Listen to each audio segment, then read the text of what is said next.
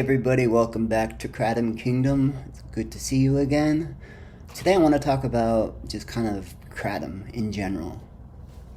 Um, Specifically Kratom and mood disorders like anxiety, depression. Is it a good antidepressant? Studies in 2018 say yes, it's a good antidepressant because it releases serotonin and dopamine both, which dopamine is the pleasure and serotonin is the happy. So, releasing those two and also causing a mild euphoria puts you in a good mood. So, starting your day off with kratom is not a bad idea. Plus, the pain relieving factor of it even makes you more happy because not being in pain will really help your mood, promise. So, today I am drinking Red Bali from New Dawn, which is really good. I think you guys, if you're into it, New Dawn is a good company. They've supported Kratom Kingdom in the past and brought me this Red Bali, which is really good. And I mean, I know it's really good because I only have 2 cups of it and I feel great. Anxiety, that's another thing. I don't think it's great for anxiety because sometimes the stimulation in it makes me a little more anxious than I normally am. But I have a terrible, terrible anxiety disorder that almost kills me sometimes when I try to drive and I have a panic attack. Or I'm in the hallway or the elevator and too many people come on and I fall down. It's horrible. My anxiety is terrible. It's forcing me to use a wheelchair sometimes because I can't walk when I have a panic attack.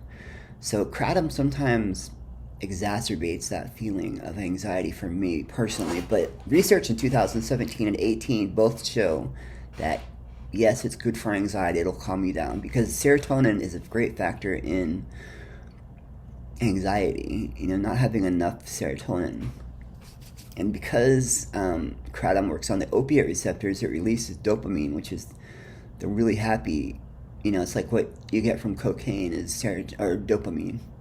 It's a dopamine rush, and I'm feeling it right now, which is pretty great. And I'm fairly calm right now. So I guess it depends on how much you use or how much you take.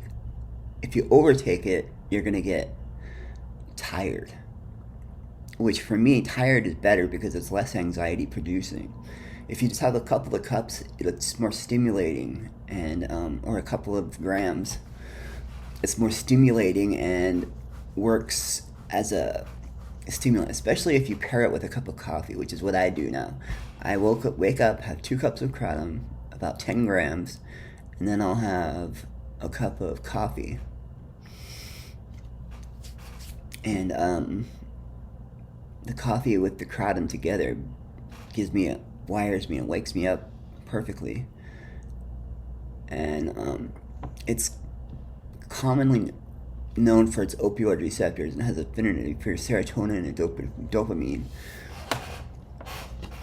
It's also good for treating psychosis, which is something that I appreciate being on antipsychotic medications as well because of my anxiety, and it makes me paranoid, causing a psychosis.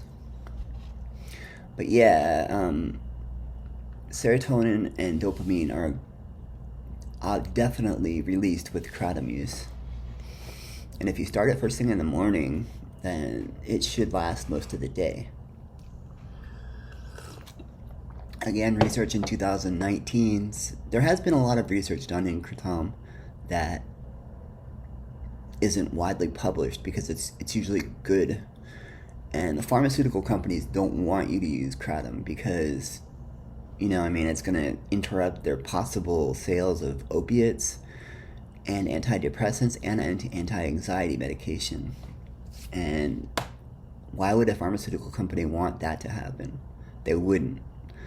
So, okay, everybody, I hope you're having a great day today, and I will see you tomorrow. Hasta mañana.